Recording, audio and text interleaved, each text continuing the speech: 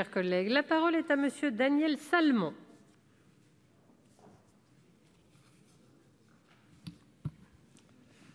Madame la présidente, madame la ministre, chers collègues, je me suis penché avec beaucoup d'intérêt sur le plan hydrogène qui a été proposé par le gouvernement.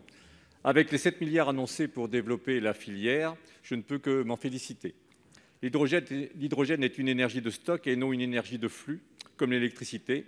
C'est là tout son intérêt pour être associé aux sources d'énergie intermittentes comme le solaire et l'éolien.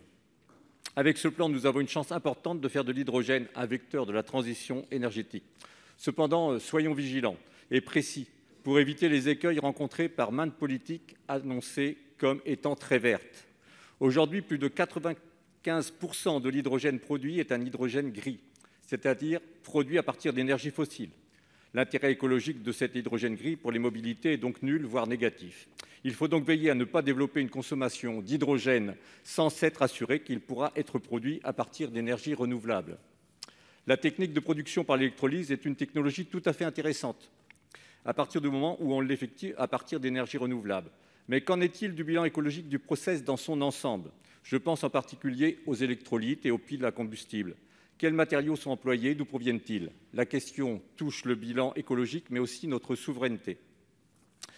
Madame la ministre, pouvez-vous vous engager à corriger le tir sur votre plan hydrogène en l'axant exclusivement sur la production à partir d'énergies renouvelables pour faire réellement de la France une championne de l'énergie hydrogène verte, décarbonée et renouvelable? Merci. Merci, chers collègues. Madame la ministre, pour la réponse. Merci Madame la présidente, mesdames, messieurs les sénateurs, monsieur le sénateur Salmon. Je crois que les enjeux d'approvisionnement et notamment en matériaux critiques appellent vraiment notre attention et notre vigilance, et c'est le cas au ministère. Depuis début 2019, le gouvernement a d'ailleurs lancé les travaux du comité de pilotage qui est en charge de l'élaboration du plan de programmation des ressources minérales de la transition bas carbone, avec donc des technologies d'électrolyseurs aujourd'hui qui ont recours à des matériaux dont la criticité est estimée comme faible à modérée par le BRGM. Le nickel pour la technologie alcaline, par exemple, avec un approvisionnement existant par la Nouvelle-Calédonie, qui en est le 4e producteur mondial, ou le platine pour la technologie à membrane échangeuse de protons. Et oui, on n'y pense pas assez.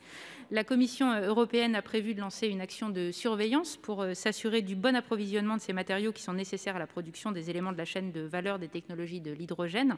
Et dans le cadre du programme prioritaire de recherche lancé par la stratégie hydrogène, l'État pourra soutenir de la recherche plutôt amont pour diminuer et proposer des alternatives à l'utilisation de matériaux sous tension. Et ensuite, les projets de recherche aval et plus orientés, démonstrations industrielles qui pourront être soutenus par le volet innovation de la stratégie au travers du PIA. En complément, de nombreux programmes de recherche visent à améliorer le taux de récupération de ces matériaux rares. C'est un autre enjeu d'économie circulaire et des matériaux alternatifs. Je vous remercie. Merci Madame la ministre. Monsieur Salmon pour la réplique. Merci Madame la ministre pour cette réponse. Donc, il faut vraiment axer sur la vigilance pour avoir une vraie souveraineté et ne pas, comme pour les batteries, dépendre des terres rares chinoises, entre autres.